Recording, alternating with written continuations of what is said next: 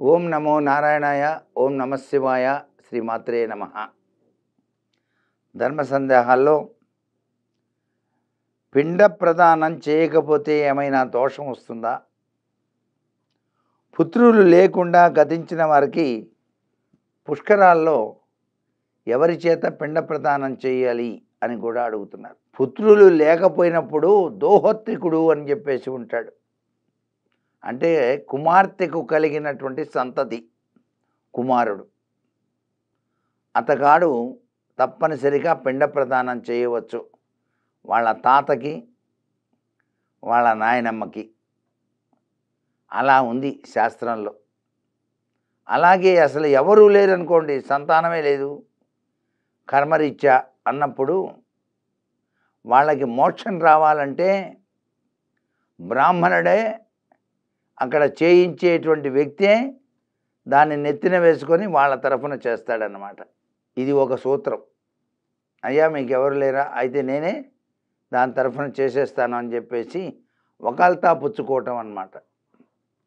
ఆ వకాల్తా పుచ్చుకొని చేసేస్తే పిండ ప్రదానం మోక్షం వస్తుంది వాళ్ళకి, చనిపోయిన వాళ్ళకని మనకి పురాణాల్లో చెప్పినటువంటి సూత్ర ప్రాతిపదిక. అసలు పిండ ప్రదానం చేయబోతే ఏంటండి దోషం అంటే పితృశాపాలు వస్తాయి. అదే ఆర్థిక ఇక్కట్లు, పిల్లలకి వివాహం కాకపోవటం, గృహ నిర్మాణం మధ్యలో ఆగిపోవటం, ఒక భూమి కొంటే అది ఎన్సైండ్ భూమిరా నీకు అమ్మారని చెప్పేసి తగాదాలు వచ్చి కోర్టు చుట్టూ తిరగటం, ఇవన్నీ దోషాలే. ఇతగాడి యొక్క ఆర్థిక పరిస్థితి అస్తవ్యస్తం కావడానికి ముఖ్య కారణం పితృదోషమే. పితృదోషం మహాఘోరవంతమైందండి, పట్టి పీడిస్తుంది. చెట్ల మీద వాళ్ళు వేలాడుతుంటారట, కిందకి తలకాయ కిందకి, పైకి కాళ్ళు. మోక్షం ఎప్పుడు వస్తుందయా అంటే భగీరథుడు వచ్చి ఆ శాపాన్ని తొలగించిన తర్వాత వాళ్ళందరూ పితృలోకాల్లో ఆనందతత్వంలో స్వర్గాన్ని చేరారు అని చెప్పేసి మనకు పురాణ ఇతిహాస కథలు ఉన్నాయి కదా. భగీరథ ప్రయత్నం అదే కదా. ఇంత గొప్ప విశేషాన్ని పెట్టుకొని ఇవన్నీ తీసేయండి సార్, ఇవాళ మా నాన్నగారి తద్దినం, మేము సరదాగా హోటల్కి వెళ్ళి భోంచేసాం, మా నాన్నగారి పేరు చెప్పుకొని అంటే సరిపోయిందా? చాలా తప్పు. ఈ మధ్యకాలంలో హోటల్స్లో కూడా అదే దరిద్రం, వెజ్ నాన్ వెజ్ కలిపి పెడుతున్నారు, మరి ఘోరాతి ఘోరంగా. పూర్తిగా వెజిటేరియన్ హోటల్ అనేది ప్రత్యేకంగా ఉండాలి, నాన్ వెజ్ అనే హోటల్ ప్రత్యేకంగా ఉండాలి. వీళ్ళు వెళ్ళేవాళ్ళు కూడా ఇంతకన్నా గతి లేదులే అని చెప్పేసి ఆ నాన్ వెజ్ అటు తింటూ ఉంటాడు, వీడు ఇక్కడ వెజిటేరియన్ తింటూ ఉంటాడు, ఆ వాసన వస్తూ ఉంటుంది, నా కర్మ ఇట్లా పట్టింది అంటాడు, బయటకు వస్తాడు. ఇట్లాంటి సంఘటనలు కోకొల్లలుగా జరుగుతున్నాయి. కాబట్టి మన భారతీయ సంస్కృతిని మనమే అపభ్రంశం పట్టిస్తున్నాం.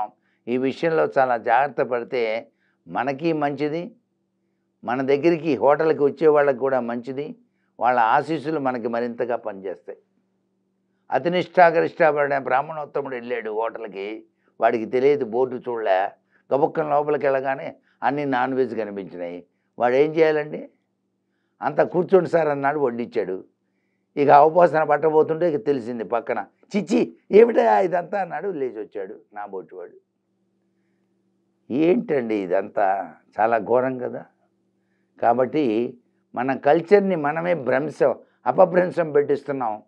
ఇకనైనా వాటన్నిటికీ పులి స్టాప్ పెట్టి మన భారతీయ సంస్కృతి సంప్రదాయాన్ని పరిరక్షించడానికి కంకణం కట్టుకుందామా మరి. అంతేకాకుండా పుత్రులు లేని వాళ్ళకి పున్నామ నరకము అన్నారు.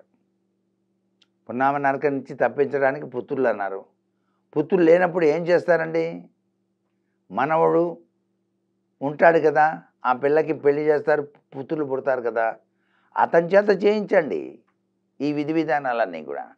అప్పుడు వాళ్ళకి స్వర్గలోక ప్రాప్తి కలుగుతుంది అని చెప్పేసి మనకు శాస్త్రంలో చెప్పినటువంటి నిగూఢ రహస్యాలు ఇవన్నీ కూడాను.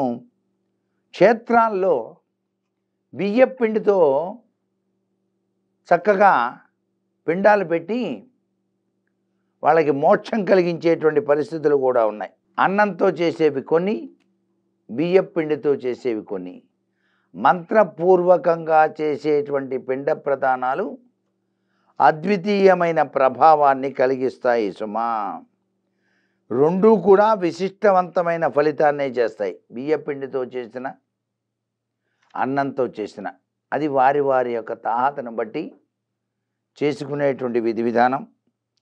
కాశీలో పిండ ప్రదానం చేయటం అనేటువంటిది, గయా శ్రాద్ధం అనేటువంటిది కూడా చాలా విశిష్టవంతమైన ప్రభావాన్ని మనకు అందిస్తోంది.